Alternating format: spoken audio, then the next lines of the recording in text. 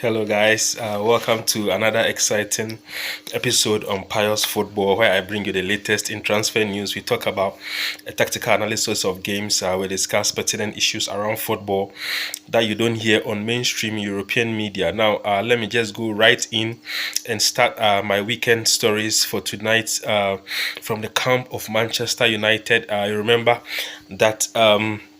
Over the weekend, Manchester United had a very heart-wrenching defeat to Crystal Palace. I mean, after recording two wins against Burnley and Crystal Palace on Tuesday in the Carabao Cup, one would think that Manchester United would win their second league game on a row for the first time this season, but unfortunately, Crystal Palace had other plans. Roy Hodgson and his men actually played kind of different game, more passionate about the football, defended really well, I must say, and also I think that Manchester United on the day, although they kind of played the same formation, they were a bit slow in their build-up, and although the pressing was good, like I said, they were very slow in their build-up, and they didn't have enough to break an average Palace team on the day. So kind of disappointing for Eric Teng Hag and the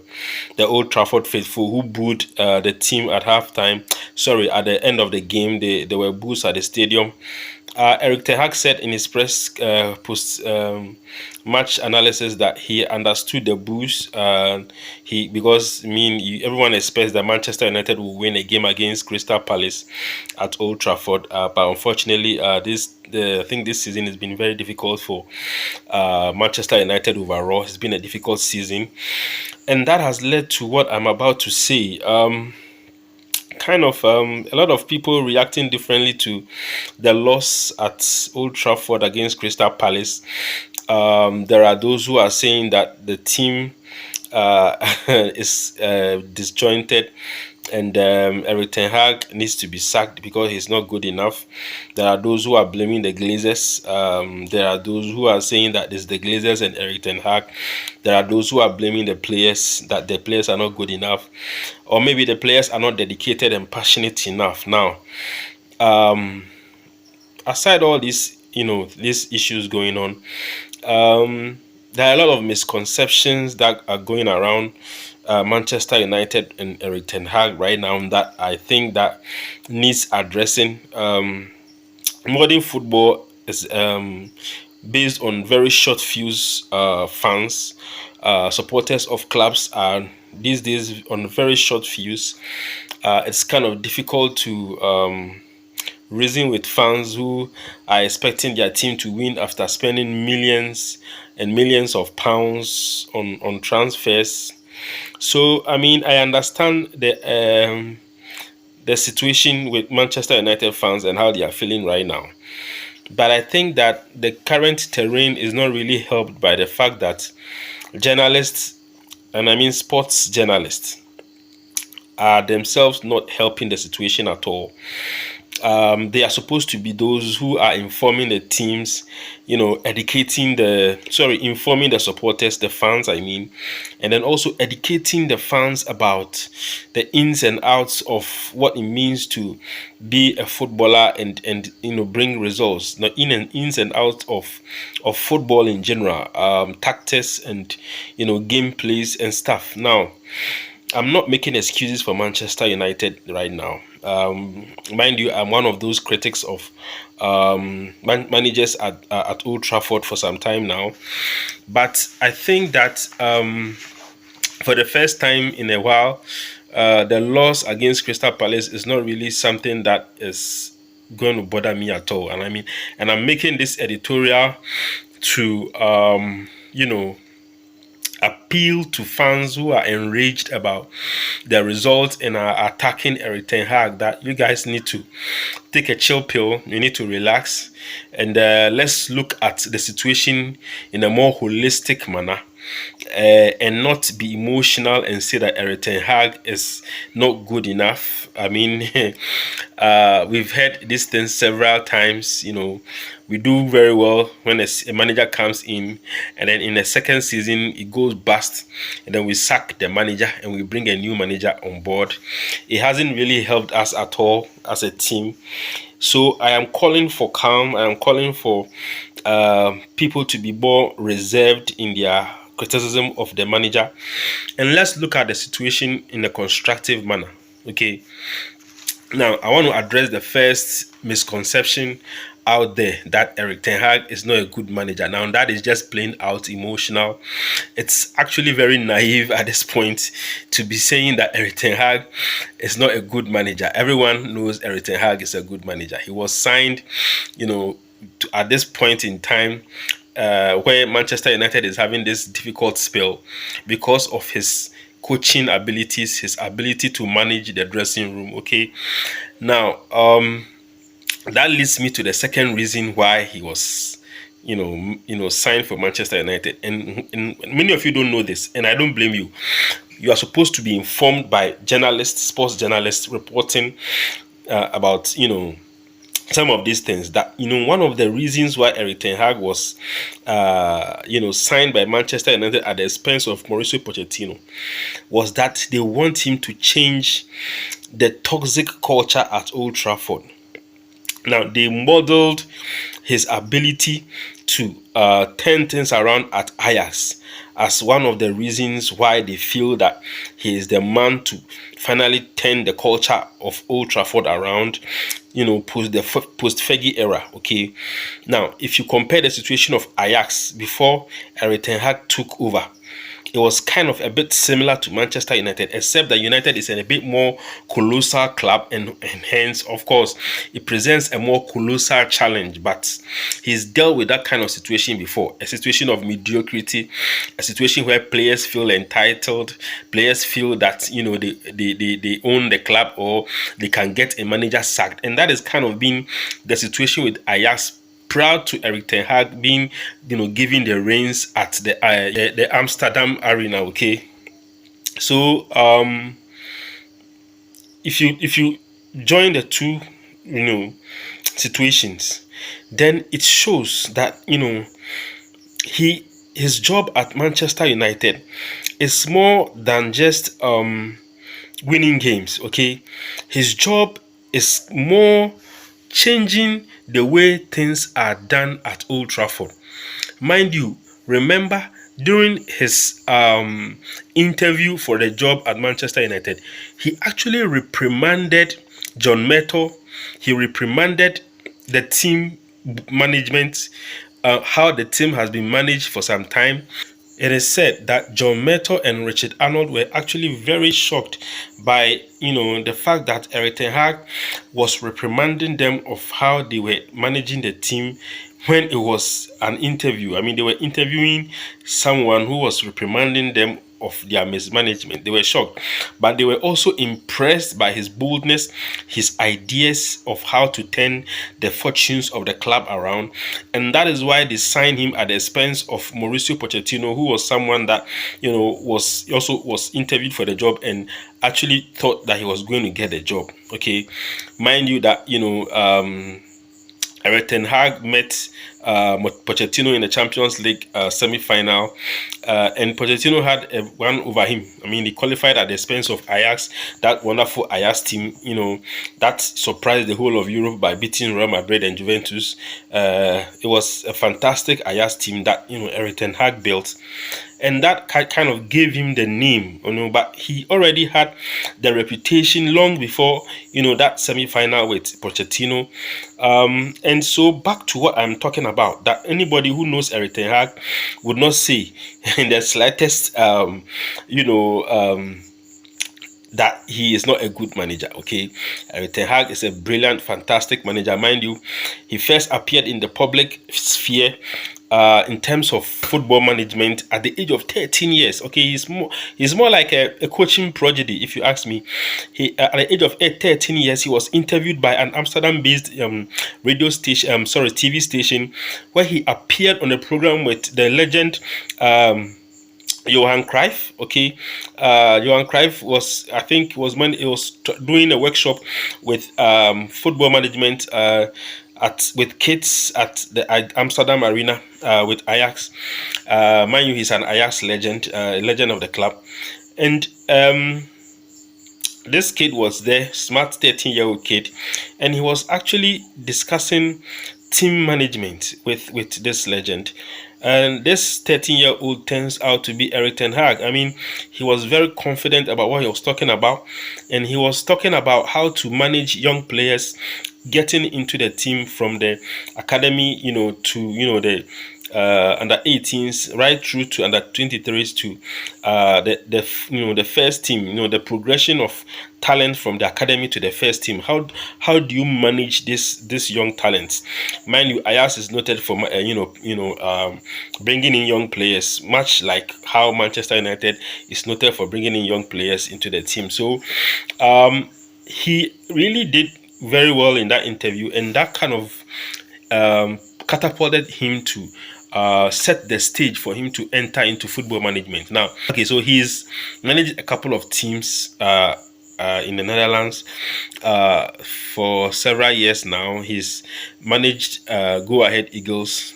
He's been assistant manager for PSV Eindhoven and I think FC Utrecht. I think he coached FC Utrecht at a point, and also he went to be a Team B coach for FC Bayern when Pep Guardiola was there. The two of them worked together before he came back to manage at Ajax. Okay, before he got to United. So before then he's had some stints at several clubs. So he's built up that experience over the years, and he's famous for playing that brand of football that every Dutch manager wants to play, which is kind of a modeled total football, except that Eric Teng Hag prefers a more direct kind of football. Not like the Guardiola type. He wants to be more direct with his football, although he still wants control and mixed with a lot of high pressing, but he wants players to be more daring, and he wants speed and pace, and he wants more direct. He wants precise long balls, not just the short passing around the pitch. Okay, so that is his footballing philosophy. That's what at least that's what we saw him play at Ajax. Okay, now when he came to Manchester United, he tried to implement that kind of football. It showed in our preseason. That was the kind of football we were playing. Okay, now I am saying all these things and then linking it to the toxic atmosphere that we are dealing with at Manchester United. Okay, mind you, when he was appointed as manager, one of the jobs that was given to him, aside getting results on the pitch, was to turn around the toxic atmosphere, the toxic culture of Manchester United. Now, it was stipulated in the contract that they expect him to turn around the toxic culture. So even John Murtough and I keep forgetting his name, the football director, what's his name? They understand that there's a toxic culture at Manchester United. They believe that there is a player power, that players intentionally get managers sacked, and they want someone who can turn things around. Okay, so that is why he was part of the reason why he was appointed as manager. Okay, so he comes in, he start his philosophy with the players. They play a good preseason. We start the season and it's disaster. The players decide to throw away what Eric Teng Hag has taught them. Now, anytime they play that sort of football for 15 minutes, 20 minutes, they don't want to run. They get tired. They don't want to run again. They decide they don't want to work hard. They decide they want to play the way they want. And then we start to lose games. And then everybody blames the manager. Okay, so after two games, we lost against Brighton. We lost against, I think, Brentford. And then he starts to be pragmatic. I mean, he just started the job. He can't be losing games. Okay, so the players force him. The players force his hand and causes him to be more pragmatic with his playing philosophy, and he starts to play a brand of football that he doesn't want to play. Okay, so but he had to be pragmatic with it. with the kind of players he has. Now, the idea at the time was that these players cannot play possession football, they can't do high pressing. And so, I mean, he has to get used to it. Now, so he does. He does get used to what the players want, which is to kick the ball around and not to run. The lazy approach. Mind you, in the game after the Brentford game, I mean, he made them run. He made them run as a punishment.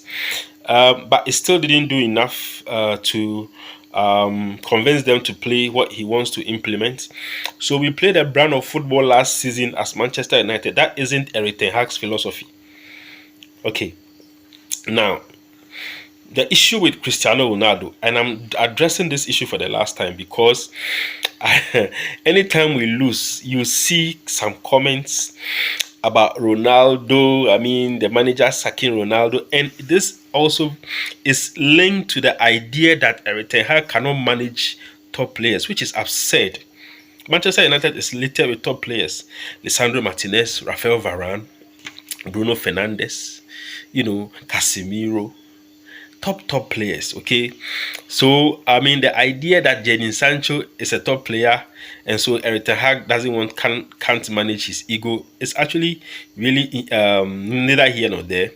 Now, the Ronaldo situation was purely tactical. There was no emotional, aspect of it from Eric Teng Hag's perspective. Okay, like I said, he tried to implement his philosophy, which wasn't working because the players were lazy. They didn't want to run, and they felt that the manager's approach was too difficult for them. Remember, Ralf Ragnick tried to force them to play a very high pressing, speed, possession dominated game, and they decided they are not going to do that. Ragnick complained in pre-match games that the players are not listening to him.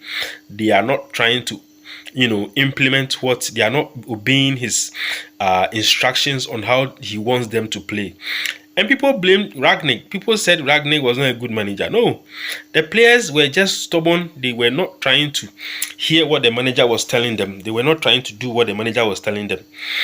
And they got Ragnick sacked. Of course, it was there on a temporary basis, but looking at how he left, rather unfortunate.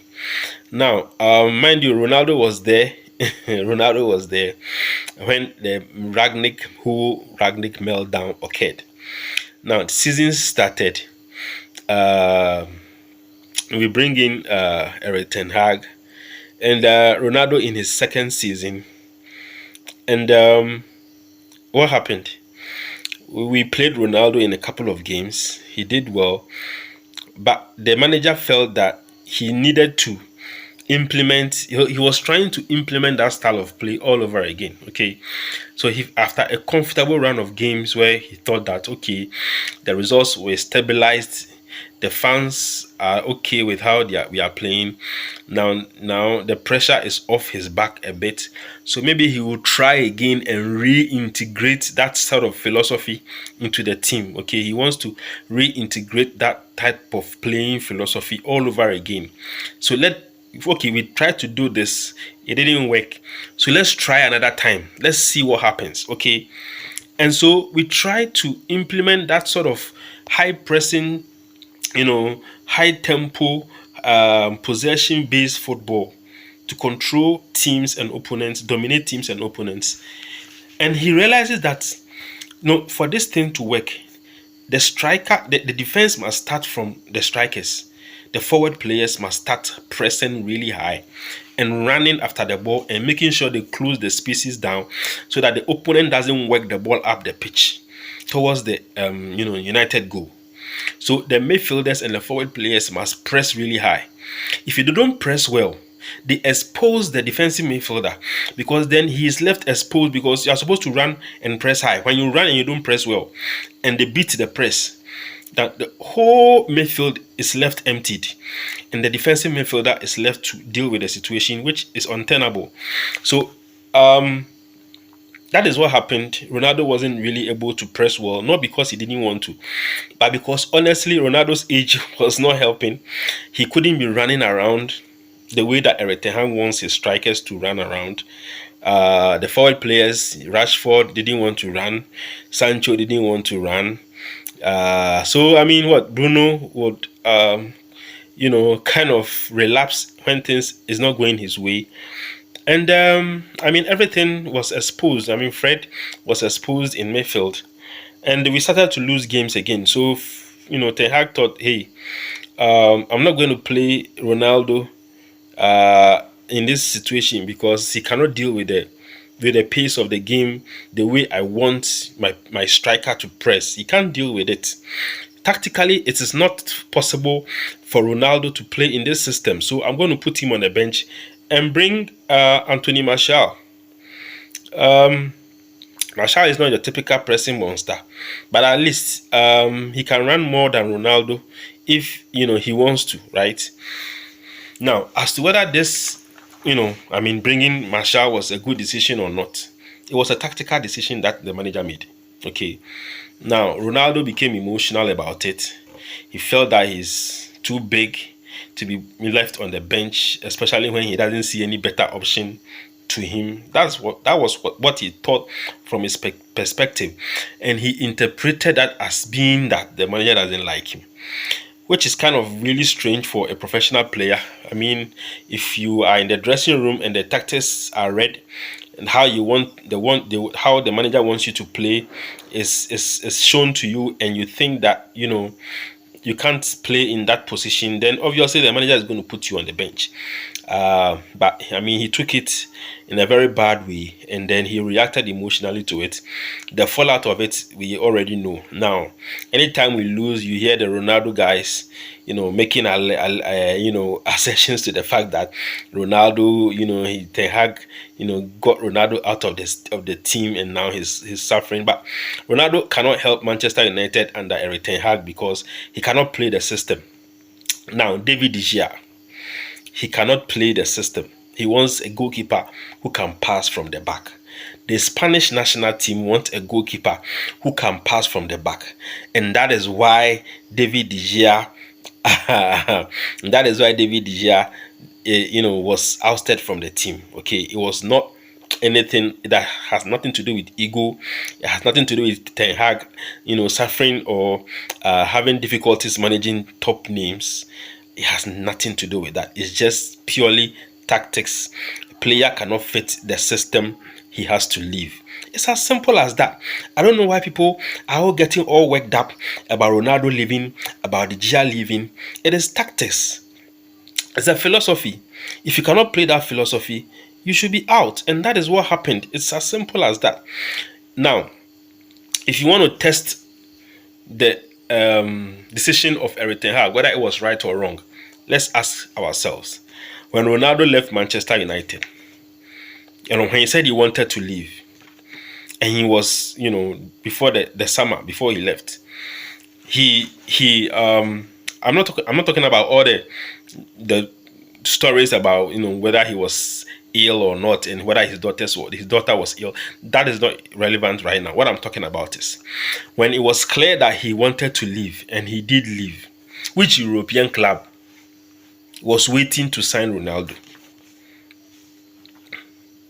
Which European club, which top club in Europe was dying to sign Ronaldo? Bayern Munich, Chelsea, Arsenal, Manchester City, Real Madrid, Juventus. None of them were interested in signing Ronaldo. You know why? Because the modern football that is being played in Europe right now demands a striker that can run, a striker that works hard, a striker that presses high, closes down opponents. Okay, and that is why Ronaldo was benched by Santos at the World Cup. Because at the point, you need players who can run and close down spaces and press high. Ronaldo can run and close down opponents that much as he would have done, when he was a bit younger. And that is why he had to go to Saudi Arabia. Ronaldo wanted to stay in Europe, but there was no team to sign him. So, what about that? Now, let's talk about David De Gea. Oh, Ten Hag can't work with big egos, right? So that is why he got David De Gea out. Okay, so after De Gea was, ousted from Manchester United, which top team has signed David De Gea right now? I'm waiting. Which top club have Bayern signed him. Real Madrid thought about signing him, and then they went for Kepa. Is Kepa better than Gea? No. But Kepa knows how to play from the back. He doesn't fumble when there is pressure on him. He plays well with his foot. He's able to start play from the back. Gea cannot do that. Gea has not been called by the Spanish national team for more than 2 years now. Why? If he was such a great player, by no mistake, Gea is a great player. But modern football has made him a relic. Modern football now has made David De Gea's goalkeeping a relic. Because Gea doesn't know how to pass from the back. And if you are a goalkeeper and you can't pass from the back, no top team in Europe will sign you. Believe me. And that is where football is going now. Guardiola has completely revolutionized football in Europe. Every team, even championship clubs in England, are trying to play from the back. And that is why De Gea now doesn't have any club. If De Gea was so good, why are teams not lining up to sign him? People forget some of these small details, and then they blame Eric Teng Hag for sacking David De Gea. Really? De Gea left Manchester United because he cannot play a system. Even with that, Eric Ten Hag was a bit more gracious by trying to, let him stay on reduced terms. Now, fine, I'm not happy with the way the terms were offered to him. I mean, if you are going to reduce a player's salary, it should be once. You decide that you are going to pay him. Now, De Gea is on what? 320,000, 350,000 pounds a week, and then you reduce it to 200,000 pounds. Okay, mind you, Manchester United was going through financial challenges in the summer. Okay, we had a limited budget. We had to cut wages of certain players, let some players go, and then bring in new players. That was the reason why Amrabat was even signed on loan, because the wage bill was up to a certain limit that the team could not contain. And so, we had to make sure that certain players left before we could sign Amrabat. Okay. And that is the problem. And you offer De Gea 200,000 pounds a week. And then they later realized that even the 200,000 pounds for a goalkeeper who wasn't going to start is too much. Now, which team in Europe will pay David De Gea 200,000 pounds a week right now as we are speaking? Tell me. Which team in Europe will pay David De Gea 200,000 pounds a week? And so we proposed to him that no, the 200,000 is too much. You are not going to start. You are bringing in a new goalkeeper who can pass from the back, who can play under this system. We are trying to accommodate you because of your legendary status. So reduce the salary again. We want to give you somewhere around 150 to 120. And then he gets pissed and he says he's not going to sign a contract, thinking he's going to get clubs lining up for him. He's still at home. De Gea is still at home. The world-class goalkeeper they are talking about, who has so much ego that Ten Hag cannot contain in the dressing room, is still in the house. Which European team is looking to sign David De Gea right now? So that is the problem. Players who are at Manchester United see themselves as they are so good, and they have an inflated ego of themselves. Okay, and it is only in Manchester United that a player like Gea Sancho will be paid 350,000 pounds a week. Tell me which club, which sensible club in the UK, in Europe, even in the UK where they pay players so much money, which sensible club in the UK will pay Gea Sancho 350,000 pounds a week? Tell me. You sign a player from Dortmund who played 3 seasons. He's a prospect. He came as a prospect. He was never a world-class player when we signed him. He came in as a prospect, a high prospect.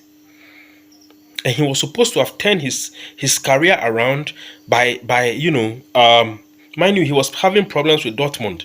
This problem that he's having with Eric Teng Hag, he's having the same problem with Dortmund. Dortmund fined him for breaking COVID rules and going for a haircut, and then also reporting late for training. And then he went on social media to lambast the club, just like he did with Eric Teng Hag. So clearly the boy has disciplinary issues. Tell me, under Alex Ferguson, if Jadon Sancho would have played for Manchester United again, David Beckham did not make a social media post telling Ferguson he was lying. No, David Beckham went for a program When he was told by Fergie not to go anywhere, he told the players nobody should go anywhere. We have a big game against Arsenal in the FA Cup. And then he defied the manager's orders and went for a birthday party with his girlfriend Victoria Beckham. They lost the game against Arsenal. He gets pissed, and he kicks a boot, and he kicks a boot at Beckham, and he hits Beckham on the eye. What was his crime? He went to a birthday party. Ferguson sold him. Ferguson sold him to Real Madrid. Today, a player calls his manager a liar on social media, and some of you, especially United fans, are criticizing Eric Teng Hag that he cannot manage Jadon Sancho's ego. That really, under Ferguson, Sancho will be out of Manchester United. He wouldn't even train at Carrington.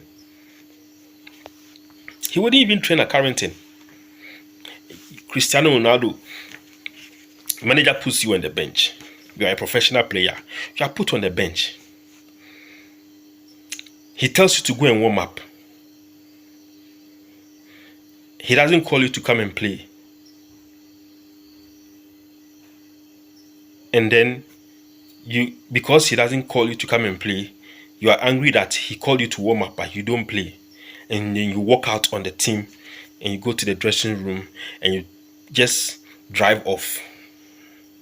Under Ferguson, he wouldn't be called in any team sheet again until the next transfer window. That is discipline. So there's a toxic culture at Old Trafford. Paul Pogba standing up to Mourinho. Really? We should have backed Mourinho and sacked Paul Pogba. But you know what happened? We sacked Mourinho and kept Pogba. What happened?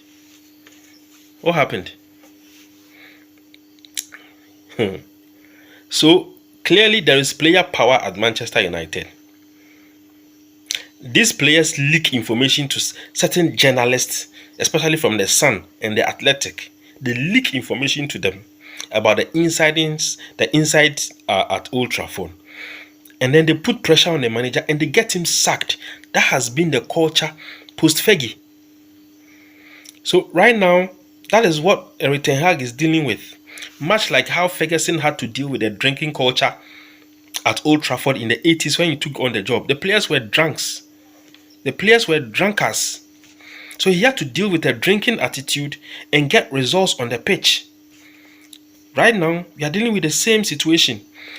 Eric Teng Hag needs to get, this problem of player power and indiscipline out of the dressing room and still get results. So you United fans who are always complaining, you need to calm down. There is a situation brewing at Old Trafford right now that Eric Teng Hag is managing very well. With this, he did it with Rashford.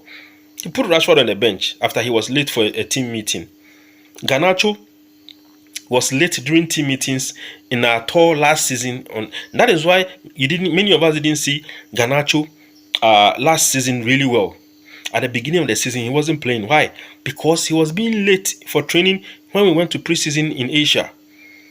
And the manager put him on the bench. He didn't even call him put his name in the team list for games. Until the player really understood that in this team, under this manager, you need to work hard in training to earn a spot on the team sheet for games. And he was sending a message to the players. And with this Sancho issue, if he makes a mistake and he brings Sancho in the team, he's done. And so Sancho is going to be used. He says he's a scapegoat. Yes, he's a scapegoat for indiscipline. Jadon Sancho is a scapegoat for indiscipline. And as long as he remains an indisciplined player, he will stay out of the team sheet and we will wait for the transfer window and we will sell him and we will bring in a replacement. Federico Chiesa is being studied right now as we speak. And we will sign Chiesa and replace him with Sancho. There is no place for indiscipline at Old Trafford under Eric Teng Hag. And as soon as the fans get on board with this, the better. And the players will have to get the manager's tactics right. Any player who refuses to play high pressing football according to how the manager wants it will find himself out. We are not sacking any manager again because players are lazy and they don't want to adopt the instructions of a manager. We are not going to sack any manager anymore. Eric Teng Hag is staying. Any player who feels he cannot play the kind of football Eric Teng Hag wants to play should find himself out of the team. And that is the message right now. And that is what is going on. Eric Teng Hag is sticking to his guns. And he said it.